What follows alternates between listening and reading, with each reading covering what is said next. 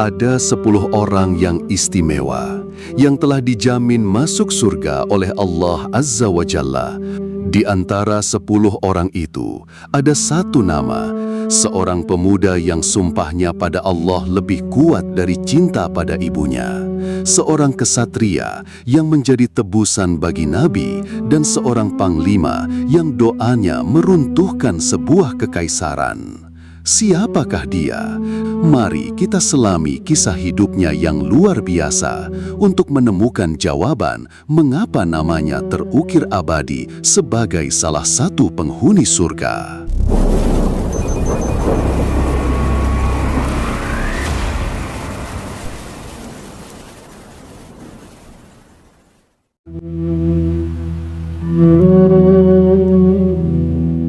Di tengah gemerlap kota Mekah, pusat perniagaan dan spiritualitas paganisme Arab, hiduplah seorang pemuda yang kelak namanya akan terukir abadi dalam sejarah Islam.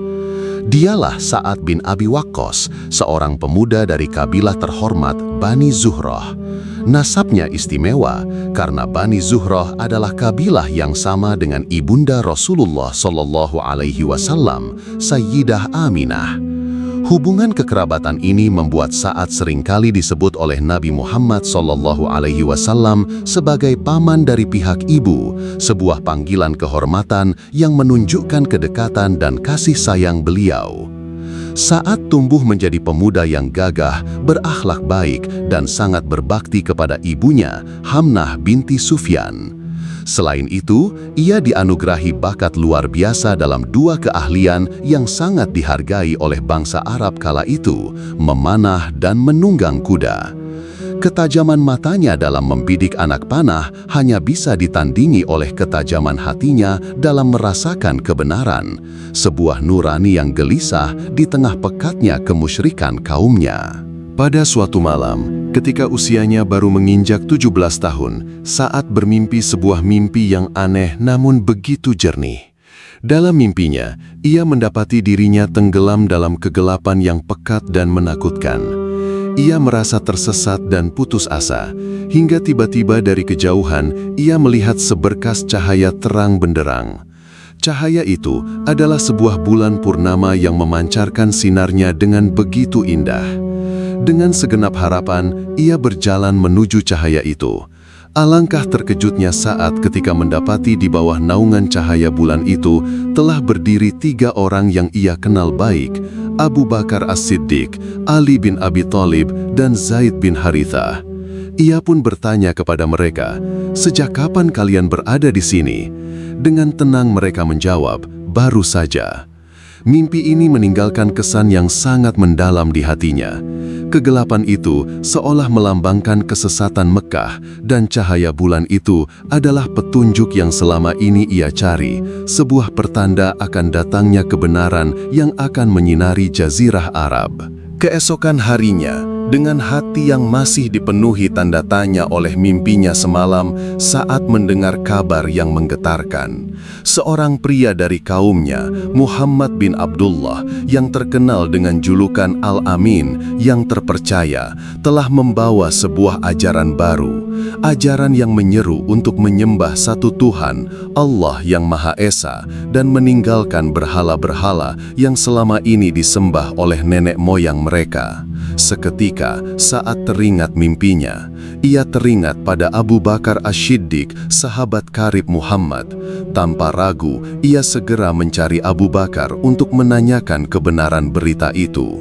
Dengan kebijaksanaan dan kelembutan hatinya, Abu Bakar membenarkan kabar tersebut dan mengajak Sa'ad untuk bertemu langsung dengan sang Nabi. Pertemuan itu berlangsung di salah satu sudut tersembunyi kota Mekah. Di sana, Rasulullah SAW menyampaikan risalah tauhid kepadanya. Kalimat-kalimat kebenaran itu meresap begitu dalam ke sanubari Sa'ad, seolah menjawab seluruh kegelisahan jiwanya. Tanpa keraguan sedikitpun, Sa'ad bin Abi Waqqas mengulurkan tangannya dan mengucapkan 2 kalimat syahadat, menjadi salah satu orang yang paling awal memeluk Islam, as-sabiqunal awwalun.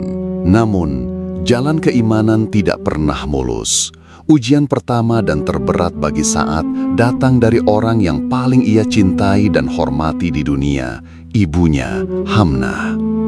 Ketika Hamnah mengetahui bahwa putra kesayangannya telah meninggalkan agama nenek moyang dan mengikuti ajaran Muhammad, dunianya seakan runtuh. Cinta yang begitu besar berubah menjadi amarah yang meluap-luap. Ia mencoba segala cara untuk membujuk Sa'ad kembali. Namun, iman yang telah tertancap di hati Sa'ad lebih kokoh dari batu karang. Merasa putus asa, Hamnah melakukan tindakan ekstrim. Ia bersumpah di hadapan Sa'ad, "Wahai Sa'ad, demi Tuhan, aku tidak akan makan dan tidak akan minum setetes air pun sampai aku mati atau engkau meninggalkan agamamu itu. Biar orang-orang mencelamu selamanya karena telah menyebabkan ibumu sendiri mati." Ini adalah ujian yang luar biasa berat.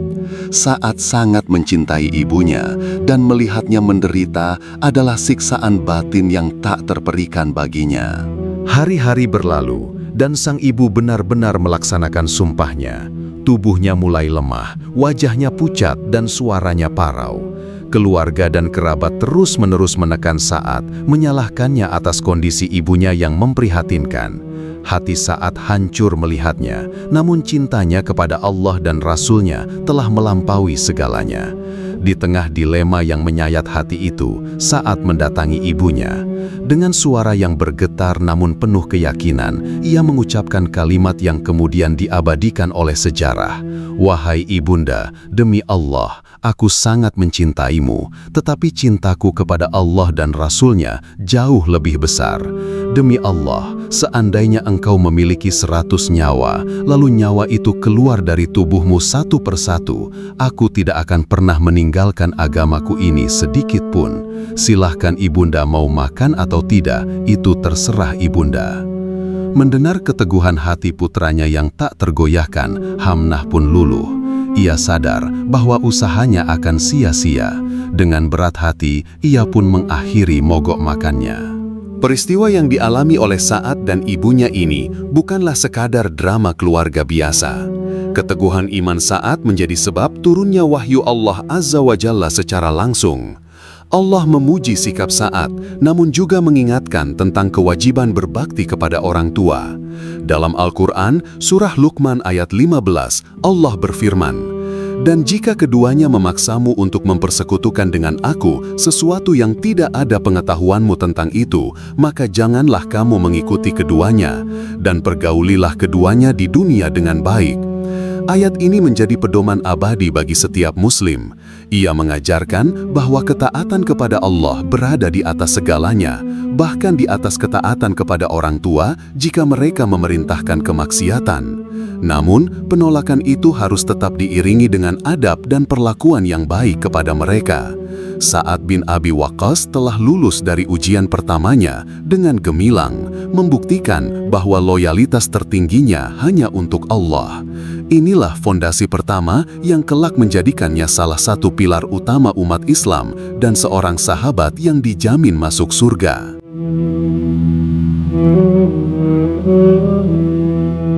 Keislaman Sa'ad bin Abi Waqqas membawanya masuk ke dalam sebuah komunitas baru yang penuh dengan kehangatan iman, namun juga dikelilingi oleh ancaman yang nyata.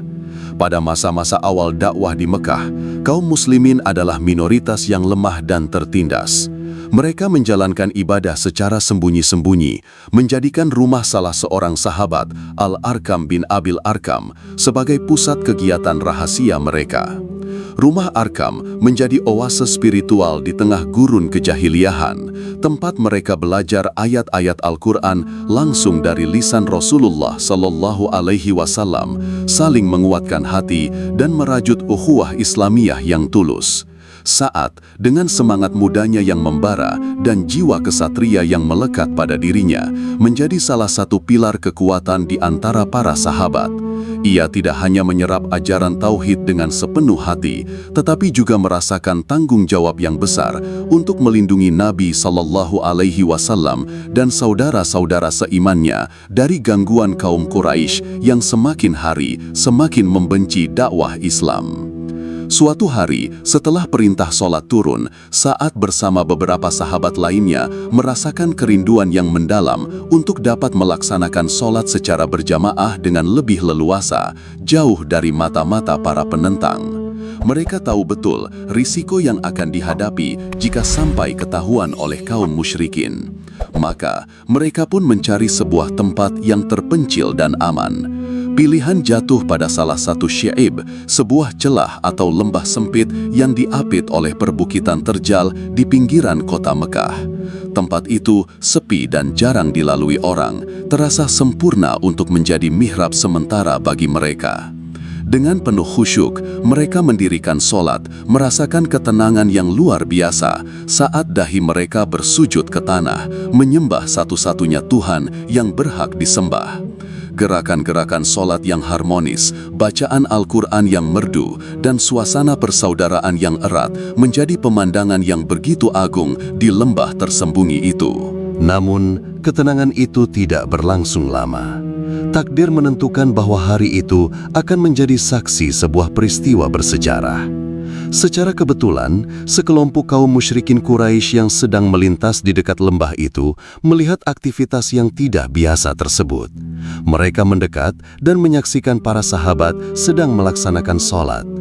Bagi mereka, pemandangan orang-orang yang ruku dan sujud kepada Tuhan yang tidak terlihat adalah sesuatu yang aneh dan patut dicemooh.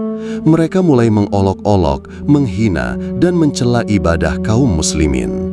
Ejekan mereka semakin kasar, menargetkan gerakan-gerakan sholat dan ajaran yang dibawa oleh Nabi Muhammad SAW. Mereka tertawa terbahak-bahak, berusaha memprovokasi dan mengganggu kekhusyuhan para sahabat yang sedang beribadah. Suasana yang tadinya damai seketika berubah menjadi tegang.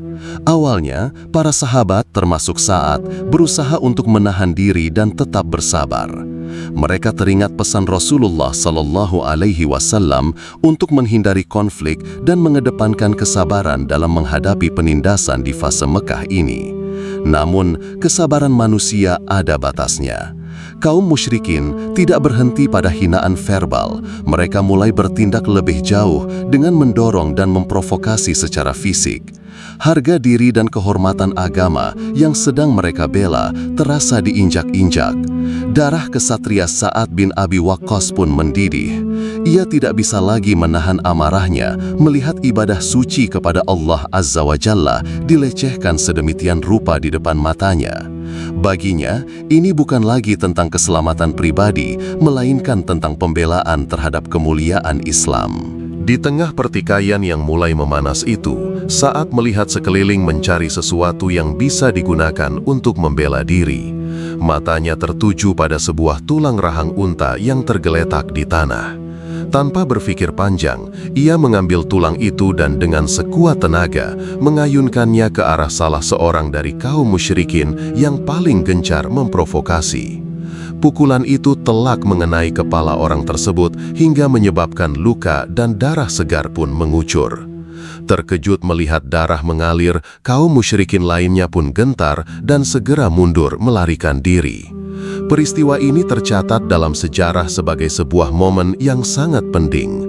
Darah yang tumpah dari pukulan Sa'ad bin Abi Waqqas adalah darah pertama yang tertumpah dalam sejarah konflik antara Islam dan kemusyrikan. Sebuah pertanda bahwa kaum muslimin tidak akan selamanya diam saat agamanya dinistakan. Kejadian di lembah Mekah itu menjadi tonggak sejarah yang menunjukkan karakter sejati Sa'ad bin Abi Waqqas. Ia adalah perpaduan antara seorang hamba yang taat dan seorang kesatria yang gagah berani. Di satu sisi, ia adalah pemuda yang menangis dalam sholatnya dan begitu lembut hatinya kepada sesama mukmin. Namun di sisi lain, ia adalah singa yang mengaum tatkala kehormatan agamanya diusik. Tindakan spontannya itu, meskipun tidak diperintahkan secara khusus, mengirimkan pesan yang jelas kepada kaum Quraisy bahwa para pengikut Muhammad SAW bukanlah orang-orang lemah yang bisa diintimidasi begitu saja. Mereka memiliki keberanian untuk membela apa yang mereka yakini. Keberanian inilah yang lahir dari iman yang kokoh, yang akan terus menyertai Sa'ad dalam setiap medan perjuangan, menjadikannya salah satu pedang Allah yang terhunus dan sahabat kepercayaan Rasulullah Sallallahu Alaihi Wasallam.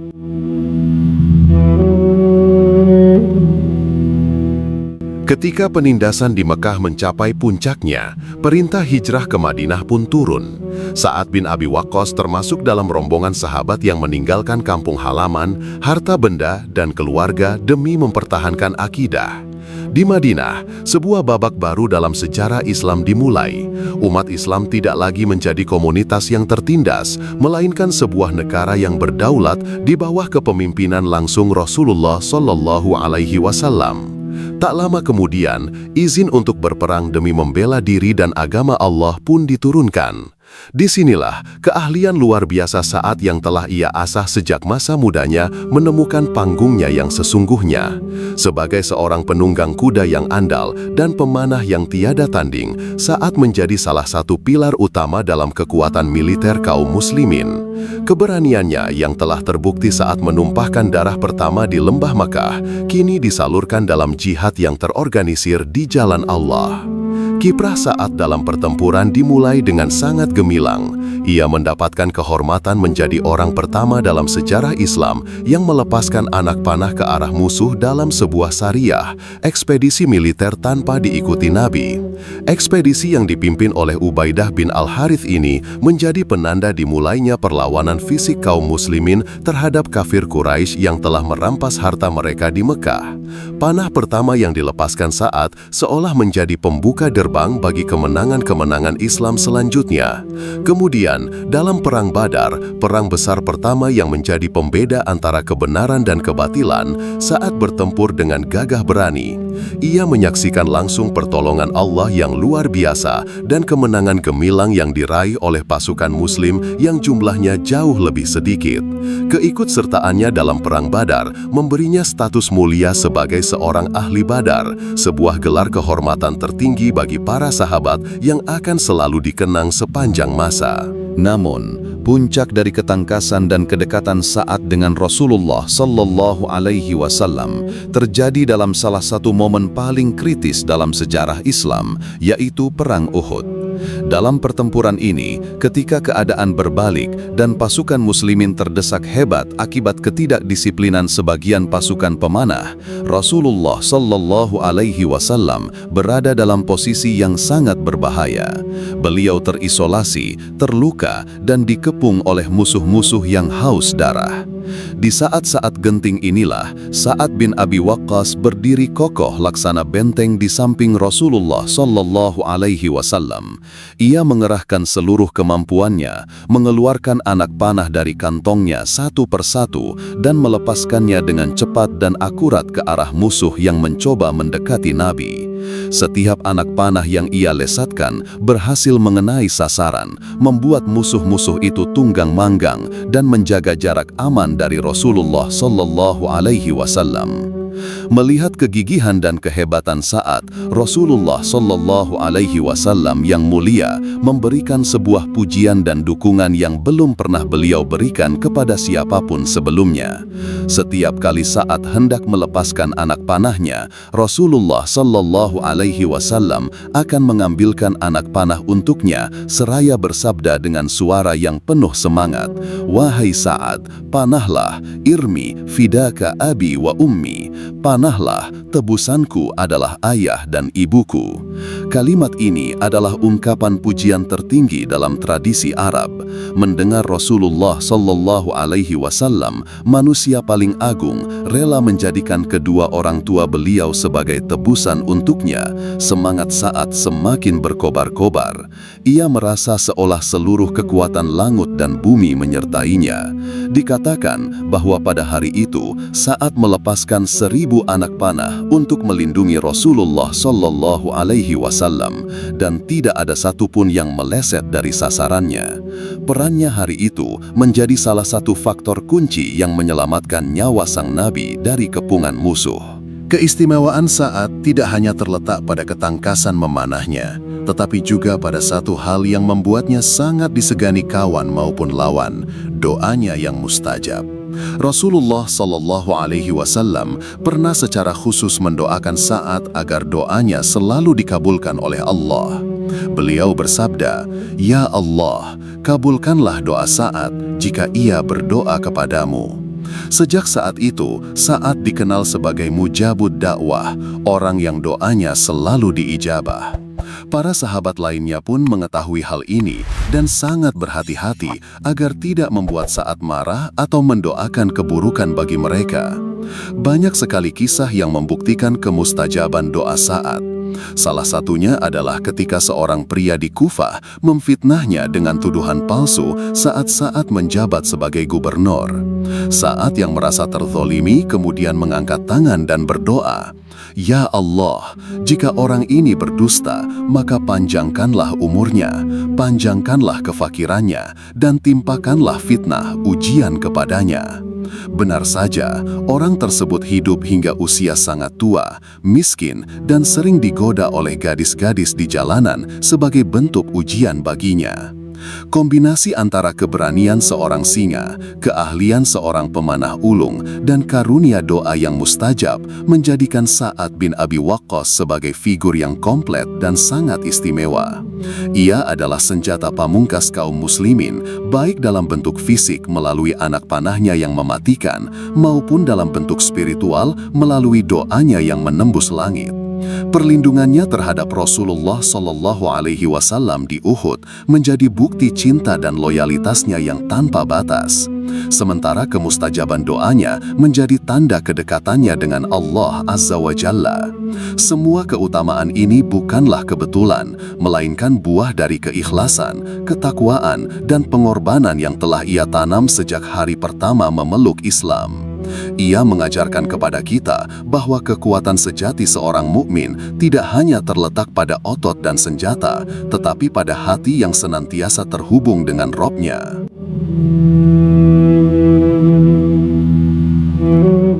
Seiring berjalannya waktu, setelah wafatnya Rasulullah Shallallahu Alaihi Wasallam dan Abu Bakar As-Siddiq, panji kepemimpinan umat Islam beralih ke tangan Umar bin Khattab.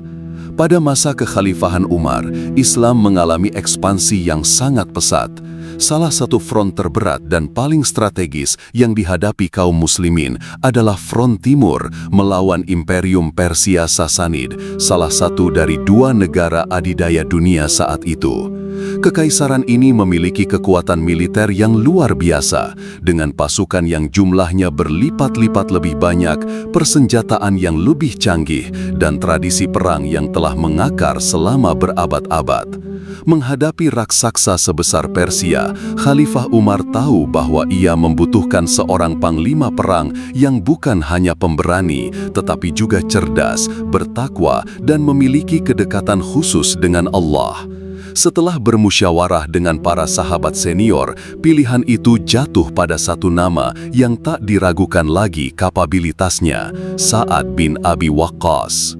Penunjukan Sa'ad sebagai panglima tertinggi untuk menaklukkan Persia adalah sebuah keputusan yang didasari oleh banyak pertimbangan.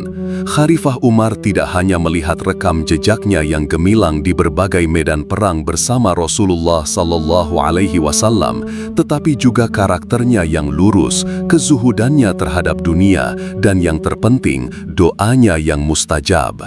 Umar mengirimkan surat instruksi yang sangat detail kepada Sa'ad, tidak hanya berisi strategi militer, tetapi juga nasihat-nasihat spiritual yang mendalam. "Wahai Sa'ad," tulis Umar, "janganlah engkau terpedaya oleh statusmu sebagai paman Rasulullah dan sahabat beliau. Sesungguhnya Allah tidak menghapus keburukan dengan keburukan, tetapi menghapus keburukan dengan kebaikan. Tidak ada hubungan nasab antara Allah dengan hambanya kecuali melalui ketaatan." Pesan ini senantiasa dipegang teguh oleh Sa'ad. Ia sadar bahwa kemenangan bukan datang dari kekuatan pasukan, melainkan dari pertolongan Allah yang hanya akan turun kepada hamba-hambanya yang taat. Maka, berangkatlah Sa'ad memimpin pasukan muslimin menuju jantung wilayah Persia. Puncak dari kampanye militer ini terjadi di sebuah dataran bernama Al-Qadisiyah. Disinilah pasukan muslim yang berjumlah sekitar 30.000 prajurit harus berhadapan dengan pasukan Persia yang dipimpin oleh panglima legendaris mereka, Rustum Farrokhzad, dengan kekuatan lebih dari 120.000 prajurit, lengkap dengan puluhan gajah perang yang menjadi tank tempur pada masa itu. Situasi bagi kaum muslimin semakin sulit ketika Sa'ad bin Abi Waqqas sendiri tidak dapat memimpin langsung dari atas kudanya. Ia menderita penyakit bisul dan encok yang parah di sekujur tubuhnya, membuatnya tidak bisa duduk apalagi menunggang kuda. Namun, keterbatasan fisik itu tidak sedikit pun memadamkan semangat jihad dan kejeniusan strateginya. Dari atas sebuah benteng tua yang menghadap ke medan perang, Sa'ad mengatur barisan, memberikan komando, dan membakar semangat pasukannya dengan pekikan takbir. Pertempuran Al-Qadisiyah berlangsung selama 4 hari yang sangat menentukan dan penuh dengan peristiwa heroik. Hari pertama dikenal sebagai Yaum Al-Madz, hari kekacauan, di mana gajah-gajah Persia berhasil mengacaukan barisan kavaleri muslimin. Namun, dengan kecerdikan para sahabat, mereka berhasil memukul mundur pasukan gajah dengan cara menyerang mata dan belalai hewan-hewan raksasa itu. Hari kedua, Yaum Agwadz, hari pertolongan, pasukan muslimin mendapat tambahan kekuatan dari Suriah yang semakin membangkitkan semangat mereka. Pertempuran berlangsung seimbang dan sangat sengit. Hari ketiga, Yaum Imas, hari kesulitan, menjadi hari yang paling berat. Pertempuran terus berkecamuk tanpa henti dari pagi hingga malam, bahkan terus berlanjut hingga keesokan paginya, yang kemudian dikenal sebagai Lailatul Harir. Suara dentingan pedang dan pekikan prajurit terdengar sepanjang malam. Di tengah situasi yang sangat kritis itu, Sa'ad bin Abi Waqqas terus-menerus memanjatkan doa kepada Allah Azza wa Jalla. Dengan hati yang khusyuk dan penuh tawakal, ia memohon pertolongan dan kemenangan bagi pasukannya. Dan doa sang panglima yang mustajab itu pun diijabah. Pada hari keempat, Allah mengirimkan angin topan dahsyat yang menerbangkan tenda-tenda dan membutakan mata pasukan Persia. Di tengah kekacauan itu, salah seorang pahlawan Muslim, Al-Qaqqa bin Amr At-Tamimi, berhasil mencapai singgasana Panglima Rustum. Rustum yang mencoba melarikan diri, akhirnya berhasil dibunuh. Kematian sang panglima tertinggi meruntuhkan mental seluruh pasukan Persia. Mereka lari kocar-kacir, dan kemenangan gemilang yang tampak mustahil pun diraih oleh kaum muslimin. Pertempuran Al-Qadisiyah menjadi salah satu kemenangan militer paling menentukan dalam sejarah, membuka gerbang bagi penaklukan seluruh imperium Persia. Kemenangan di Al-Qadisiyah bukanlah akhir dari tugas Sa'ad. Ia kemudian memimpin pasukannya untuk menaklukkan ibu kota Persia, Ctesifon atau Al-Madain, sebuah kota metropolitan yang penuh dengan kemegahan dan harta karun yang tak terbayangkan. Saat memasuki istana Kisra yang megah, Sa'ad tidak terpesona sedikit pun oleh kilauan emas dan permata. Sebaliknya, ia menangis sambil membaca firman Allah dalam surah Ad-Dukhan. Alangkah banyaknya taman dan mata air yang mereka tinggalkan, dan kebun-kebun serta tempat-tempat yang indah-indah, dan kesenangan-kesenangan yang mereka nikmati di dalamnya. Demikianlah, dan kami wariskan semua itu kepada kaum yang lain.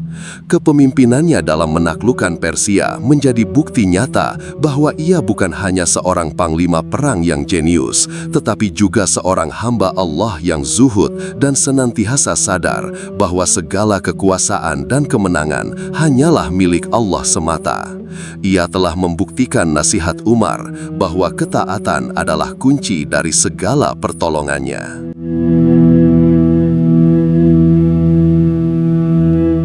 Setelah penaklukan Persia yang gemilang, Sa'ad bin Abi Waqqas ditunjuk oleh Khalifah Umar bin Khattab sebagai gubernur pertama di kota baru yang ia dirikan, Kufah. Kota ini sengaja dibangun sebagai pusat militer dan administrasi di wilayah Irak. Di bawah kepimpinan Sa'ad, Kufah berkembang pesat. Ia tidak hanya membangun masjid agung dan kantor-kantor pemerintahan, tetapi juga menata kehidupan masyarakat dengan adil dan bijaksana. Keadilan dan kezuhudannya membuat ia sangat dicintai oleh sebagian besar penduduknya. Namun, sebagaimana pepatah mengatakan, semakin tinggi pohon menjulang, semakin kencang pula angin yang menerpanya. Popularitas dan ketegasan Sa'ad dalam menjalankan amanah ternyata menimbulkan rasa iri dan tidak suka pada segelintir orang yang memiliki kepentingan pribadi. Mereka mulai menyebarkan isu-isu miring dan fitnah keji untuk menjatuhkan reputasi Sa'ad di mata Khalifah Umar. Sekelompok orang dari Kufah datang ke Madinah untuk mengadukan Sa'ad kepada Khalifah Umar. Tuduhan mereka sangat serius dan menyakitkan. Mereka menuduh Sa'ad tidak adil dalam membagi harta rampasan perang, tidak cakap dalam memimpin, dan yang paling parah, mereka menuduh sholatnya tidak benar. "Wahai Amirul Mukminin," kata mereka, "Sa'ad bahkan tidak becus memimpin sholat."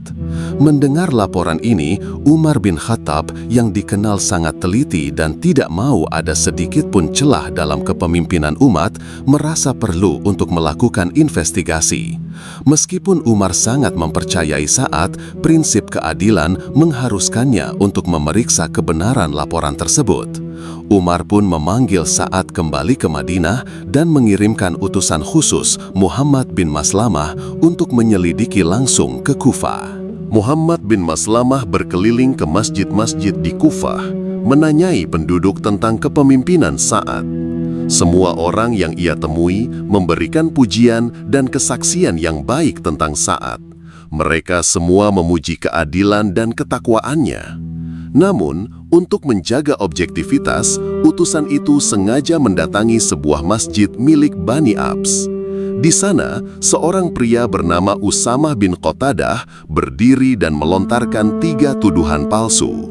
"Jika Anda meminta kami bersumpah, maka saya bersaksi bahwa Sa'ad tidak pernah ikut berperang bersama pasukan, tidak membagi harta secara adil, dan tidak berlaku adil dalam memutuskan perkara." Mendengar fitnah yang begitu keji ini, hati Sa'ad sebagai seorang manusia biasa tentu saja terluka. Ia telah mengorbankan seluruh hidupnya untuk Islam, namun kini dituduh dengan hal-hal yang bertolak belakang dengan prinsip hidupnya. Dengan kesabaran yang luar biasa, Sa'ad tidak membalas dengan amarah, melainkan mengangkat kedua tangannya ke langit, menyerahkan urusannya kepada Allah yang Maha Adil.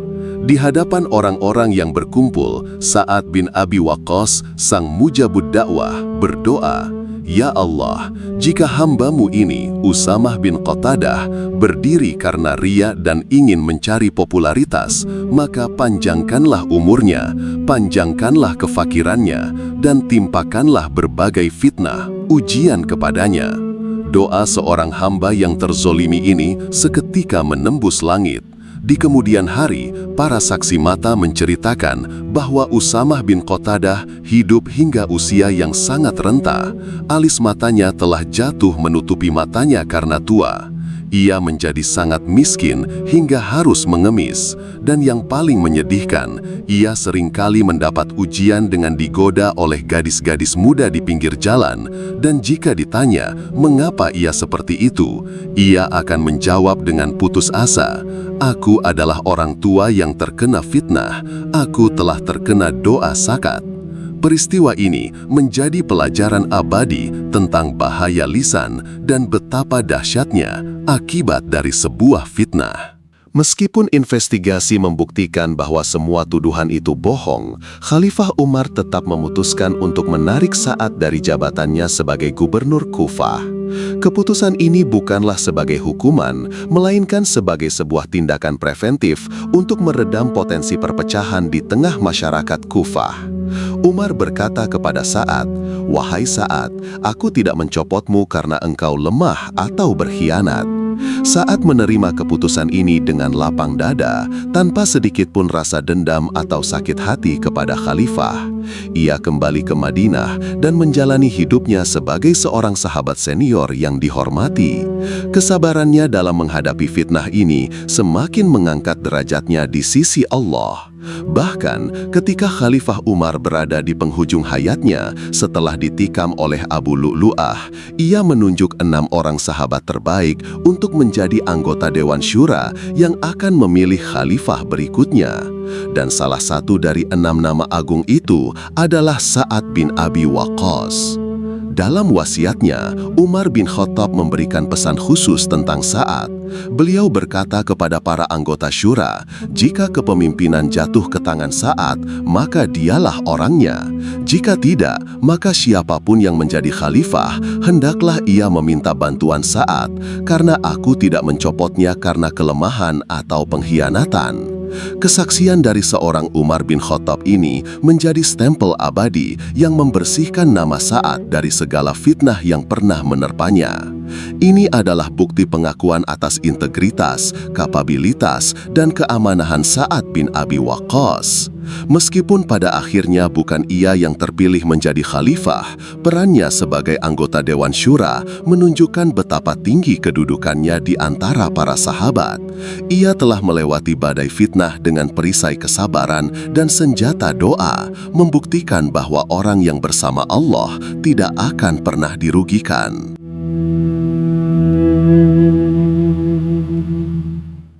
Masa-masa setelah terbunuhnya Khalifah Utsman bin Affan adalah salah satu periode paling kelam dalam sejarah Islam. Fitnah besar, Fitnatul Kubro, berkobar, memecah belah barisan kaum muslimin.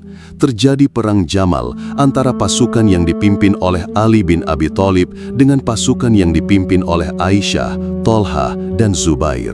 Kemudian disusul dengan perang Siffin antara pasukan Ali dan pasukan Muawiyah. Di tengah gelombang fitnah yang dahsyat ini, banyak sahabat besar yang kebingungan dalam menentukan sikap.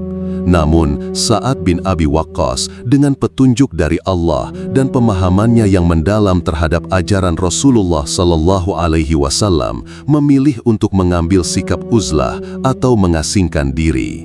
Ia tidak memihak kepada salah satu kubu yang bertikai, bukan karena pengecut, tetapi karena ia memegang teguh sebuah hadis yang pernah ia dengar langsung dari Nabi SAW tentang fitnah di akhir zaman. Rasulullah SAW pernah bersabda, sesungguhnya akan terjadi fitnah di mana orang yang duduk lebih baik daripada yang berdiri lebih baik daripada yang berjalan, dan yang berjalan lebih baik daripada yang berlari. Saat memahami hadis ini sebagai perintah untuk menjauhkan diri dari pertumpahan darah sesama muslim. Ketika beberapa orang mendesaknya untuk ikut berperang, ia menjawab dengan sebuah perumpamaan yang sangat cerdas. Berikan aku sebuah pedang yang bisa membedakan mana seorang mukmin dan mana seorang kafir, maka aku akan berperang. Ia tahu bahwa pedang tidak bisa melakukan itu, dan orang-orang yang saling berhadapan di medan perang itu adalah saudara-saudara seiman yang pernah sama-sama sholat menghadap kiblat yang satu. Ia memilih untuk menjaga tangannya agar tidak terlumuri darah muslim dan menjaga lisannya dari ucapan yang dapat memperkeruh suasana. Ia menyingkir ke sebuah lembah di luar Madinah, menyibukkan diri dengan menggembalakan onta dan kambingnya, serta beribadah kepada Allah. Sikapnya ini menunjukkan kebijaksanaan dan keteguhan iman yang luar biasa. Di saat banyak orang terseret arus konflik, Sa'ad tetap berpegang pada prinsip kehati-hatian demi menjaga agamanya. Bahkan putranya, Umar bin Sa'ad, sempat mendatanginya dan bertanya, "Wahai ayah, engkau menyibukkan diri dengan unta dan kambing, sementara orang-orang sedang memperebutkan kekuasaan di Madinah." Jawaban Sa'ad sungguh menakjubkan dan penuh hikmah. Ia menasihati putranya agar tetap berpegang pada kebenaran dan menjauhi fitnah. Keputusannya untuk uzlah bukanlah bentuk pelarian dari tanggung jawab, melainkan bentuk tanggung jawab tertinggi untuk menjaga kesucian agamanya dan persatuan umat dalam jangka panjang. Sikap inilah yang membuatnya tetap dihormati oleh semua pihak dan menjadi rujukan di tengah-tengah kekacauan. Ia menjadi bukti hidup bahwa dalam badai fitnah, keselamatan iman adalah prioritas utama. Hingga akhirnya tibalah saat di mana sang satria Islam ini harus berpulang ke haribaan Robnya. Pada tahun 55 Hijriah, dalam usia sekitar 80 tahun, Sa'ad bin Abi Waqqas jatuh sakit. Ia wafat di kediamannya di Lembah Al-Aqiq, tempat ia mengasingkan diri. Jenazahnya kemudian dibawa ke Madinah untuk disolatkan di Masjid Nabawi. Seluruh penduduk Madinah, termasuk para istri Nabi Shallallahu Alaihi Wasallam yang masih hidup, turut keluar untuk menyalatkan dan mengantarkan jenazahnya ke pemakaman Baqi'. Ini adalah sebuah penghormatan terakhir bagi seorang pahlawan besar. Namun, ada satu wasiat terakhir dari Sa'ad yang menunjukkan betapa ia merindukan hari-hari perjuangan awalnya bersama Rasulullah Shallallahu Alaihi Wasallam. Sebelum wafat, ia meminta agar jasadnya dikafani dengan sebuah jubah wol tua yang telah usang. Ketika ditanya mengapa ia memilih jubah usang itu, Sa'ad menjawab dengan suara lirih, "Kafanilah aku dengan jubah ini, karena sesungguhnya dengan jubah inilah aku menghadapi kaum musyrikin pada perang Badar, dan aku ingin bertemu Allah Azza wa Jalla dengan jubah ini." Wasiat ini sungguh mengharukan. Di akhir hayatnya, setelah semua pencapaian besar, menjadi penakluk Persia, gubernur, dan tokoh terpandang, hal yang paling ia banggakan dan ingin ia bawa menghadap Allah adalah kenangan perjuangannya di Perang Badar.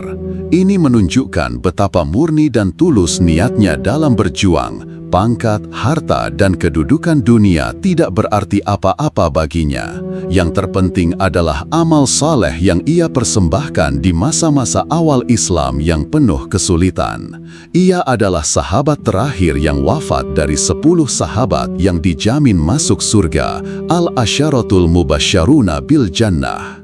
Lalu, mengapa Sa'ad bin Abi Waqqas begitu istimewa hingga dijamin masuk surga selagi ia masih hidup? Jawabannya terangkum dalam seluruh perjalanan hidupnya.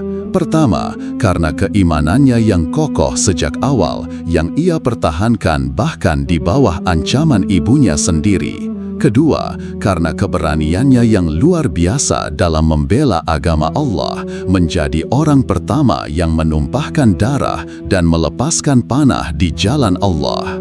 Ketiga, karena pengorbanan totalnya saat melindungi Rasulullah Sallallahu Alaihi Wasallam di Uhud, hingga Nabi sendiri menjadikannya tebusan. Keempat, karena doanya yang mustajab, sebuah karamah yang menunjukkan kedekatannya dengan Allah. Kelima, karena kepemimpinannya yang adil dan zuhud saat menaklukkan imperium raksasa Persia. Dan terakhir, karena kesabaran dan kebijaksanaannya dalam menghadapi fitnah. Rasulullah Sallallahu Alaihi Wasallam bersabda dalam sebuah hadis yang diriwayatkan oleh Tirmidzi, "Abu Bakar di surga, Umar di surga, Uthman di surga, Ali di surga, Talha di surga, Zubair di surga, Abdurrahman bin Auf di surga, Sa'ad bin Abi Waqqas di surga, Sa'id bin Zaid di surga, dan Abu Ubaidah bin Al-Jarrah di surga." Jaminan ini adalah puncak dari segala keutamaan, sebuah sertifikat ilahi atas kehidupan yang penuh dengan pengorbanan, keikhlasan, dan cinta kepada Allah Azza wa Jalla dan Rasul-Nya. Kisah Sa'ad mengajarkan kita bahwa surga bukanlah hadiah murahan, melainkan buah dari perjuangan iman yang tiada henti dari buayan hingga liang lahat.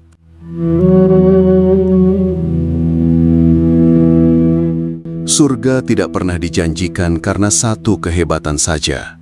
Untuk Sa'ad bin Abi Waqqas, jaminan itu adalah buah dari sebuah kehidupan yang utuh. Kisah Sa'ad adalah cermin bagi kita semua, sebuah pengingat abadi bahwa surga bukanlah hadiah yang murah. Ia adalah mahkota yang diperuntukkan bagi para pejuang iman, yang perjuangannya tidak pernah berhenti, dari sejak pertama kali ia bersyahadat hingga nafas terakhirnya. Ia adalah peta jalan yang menunjukkan bahwa kekuatan sejati tidak terletak pada tajamnya pedang, namun pada hati yang senantiasa terhubung dengan Robnya. Semoga kita semua dapat meneladani jejak langkahnya, dan semoga Allah meridhai Sa'ad bin Abi Waqqas dan seluruh sahabat Nabi. Amin.